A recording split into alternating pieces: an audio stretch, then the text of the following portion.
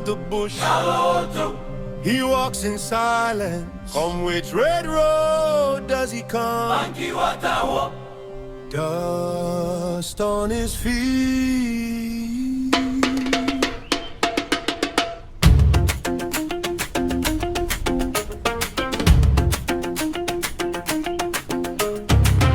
Morning smoke on the cooking fire. Small boys tracing his old footprints. Grandmothers whispering by the river.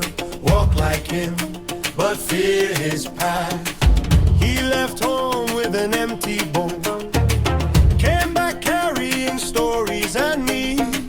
Laid them down at the meeting tree. Said, share this, I have already eaten.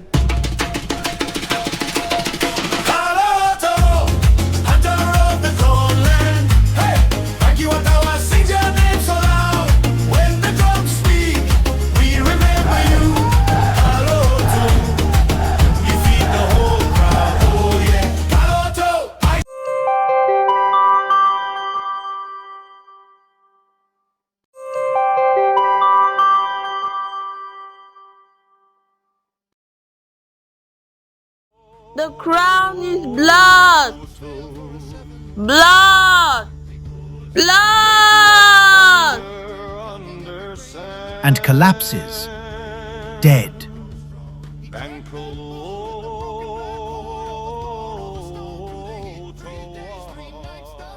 Silence crushes the square. The king freezes, breathing hard. He rips the crown from his head. Shock in his eyes, terror in his bones. Because now he understands. The throne has chosen him, and it has begun. Kalo'otou.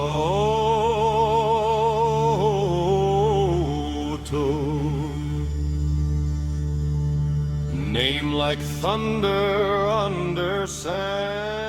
Oh, who is the shadow in the tall grass? The coronation ended in horror. Moments after the crown touched the head of the new king, a young boy collapsed. He had seen something no one else could see. Then he fell and died before he touched the ground. The villagers had seen this before, not the child, but what it meant. Old men whisper by the bitter kola tree, child. Remember the name that walks the sky. He ties his charm. The crown of Banki-Watawa had never chosen gently. Every king who wore it died the same way. Slowly, consumed, destroyed. Always the same time. 14 nights before the crown devoured its victim. Now, the village whispered a new fear. Would the crown consume Kalo'otou sooner, or had something far worse begun? Kalo'otou, lion of Banki-Watawa, walk home slow when the hunting's done. Night settled over the village of Banki-Watawa. The drums were silent, the fires burned low, and inside the throne hut, something ancient was awake. Kalo'otou lay beside his wife, Nara. Across the hut, the crown rested on a wooden stand. The room was silent.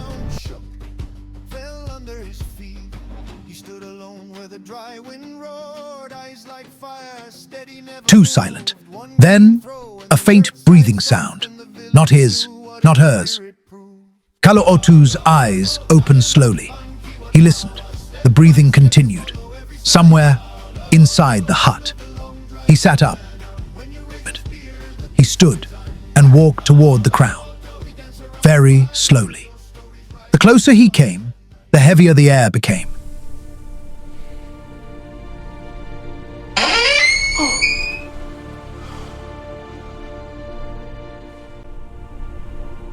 What do you want from me? A sudden wind rushed through the hut, but the door was closed. The fire died instantly. Darkness swallowed the room. Morning light crept into the hut.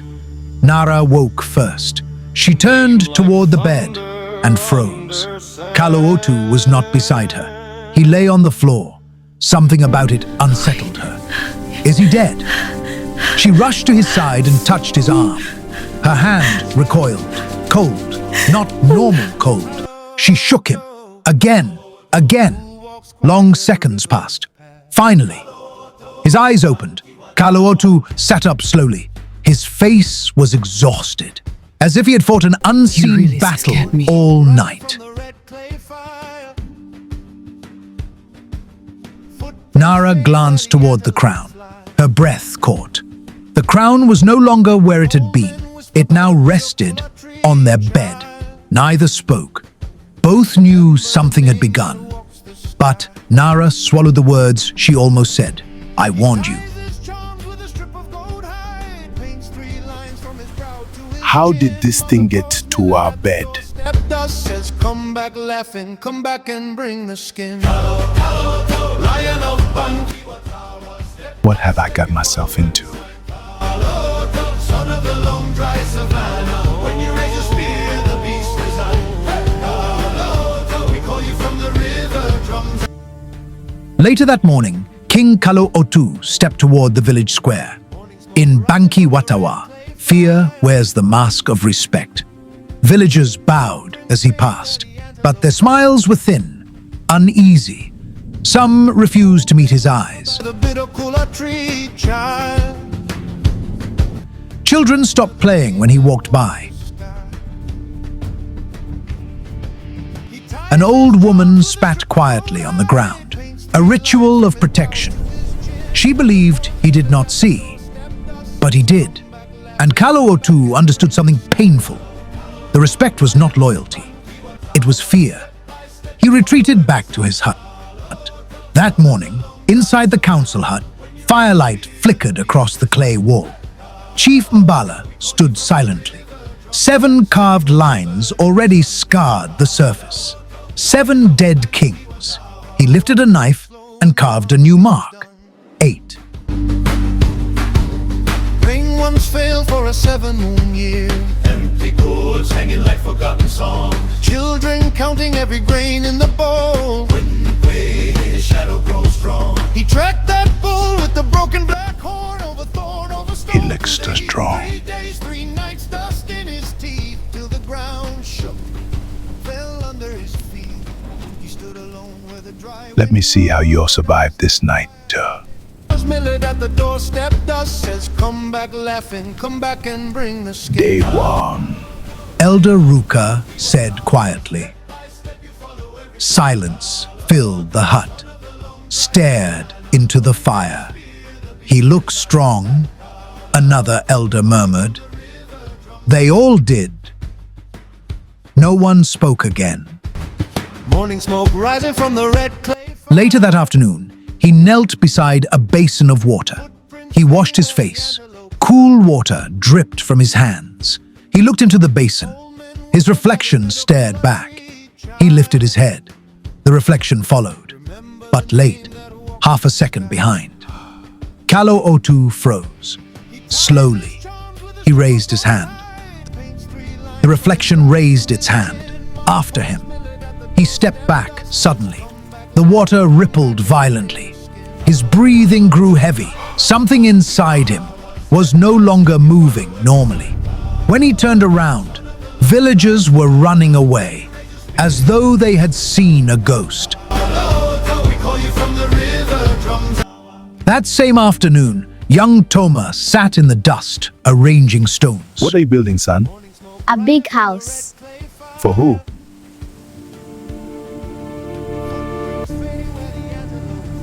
I don't see anyone. There, he follows you everywhere. Remember the name that walks the sky. He ties his charms with a strip of gold. What does he want? He says you are sitting on his chair. And mother pours millet at the doorstep. Kalo'ou's throat tightened. The strange events were beginning to drive him toward madness. Then he remembered something. A prayer he once made. God of my mother, You saved me once from the beast. Please save me again. Courage rose in his heart, and he made a decision. That night, he would sit on the ancient throne of Banki-Watawa. None of the kings before him had ever lived long enough to do it. That night, Kalo'otou entered the throne hut alone. The crown rested nearby, watching. He walked toward the throne, slowly, each step slower than the last. Without hesitation, he sat, as if daring the spirits themselves. At first, nothing happened. Then, suddenly, pressure crushed his chest. He gasped, grabbing his chest. Whispers surrounded him. Layered voices, ancient, angry. Leave. Mine, not yours. Kalo'otou jumped up. The pressure vanished instantly. He stood there, sweating, terrified.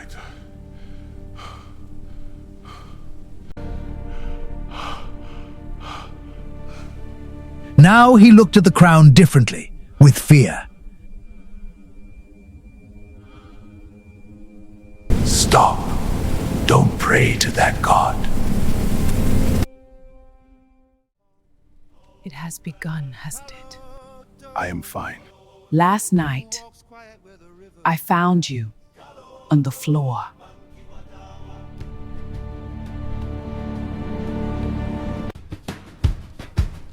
Morning smoke rising from the red clay fire. Footprints fading where The crown spoke to me, Nara. old men whisper by the bitter cooler tree. Child, remember the name that I am seeing strange things. he ties his I warned you about this. paints 3 lines from his brow to his chin. Mother paws millet at the doorstep. Dust says, come back laughing, come back and bring the skin. That night, he left the hut. Under an ancient tree, he knelt. He lifted his hands and prayed to the god his mother once spoke about. Strange god of my mother, I do not know you. But if you help me see tomorrow, I will serve you. Deep in the forest, at the shrine of Banta Obasinjong,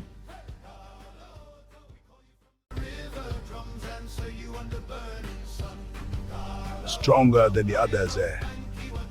That is good. Taruka burned herbs beside a ritual fire. He watched the distant palace.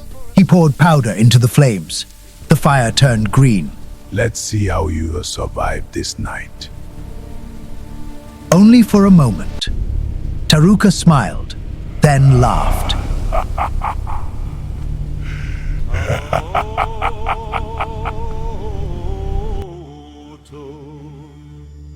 Near midnight, Kalo'otou woke suddenly. His hands were wet, blood covered his palms, thick, fresh.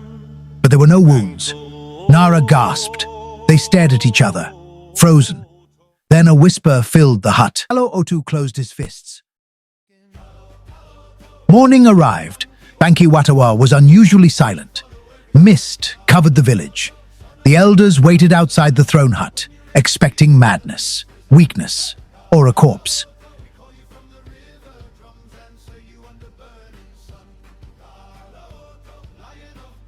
The door opened. Kalo'otou stepped into the light. Alive, standing strong. Day 2, and he lived.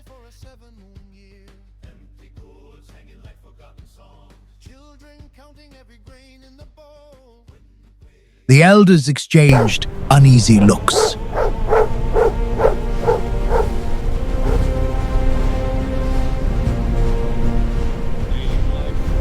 The crown has never needed time, Elder Buka said quietly. Chief Mbala swallowed.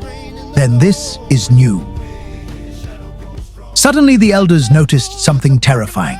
7 spirits stood in the distance behind King Kalo'otou, the ghosts of the 7 kings who had died before him, watching, waiting, as if to signal to that his time was up and he needed to join them.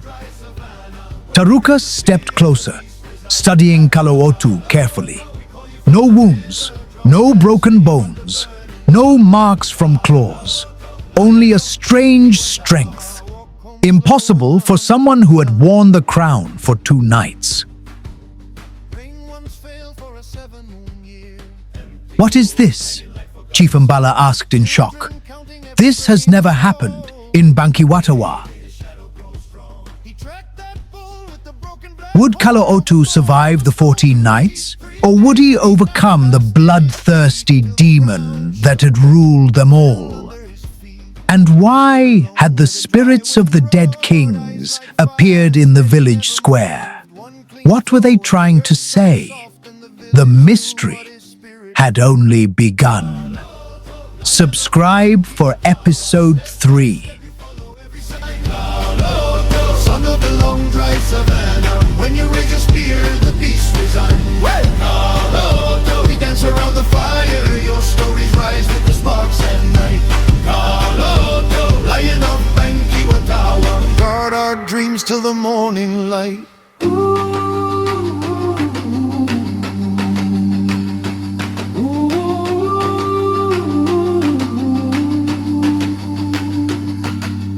Who brings meat when the moon is thin? Kalo'otou, Kalo'otou. Who walks home with the quiet grin? Kalo'otou of Banki-Watawa. When fear sits heavy on the throat, we borrow courage from Kalo'otou.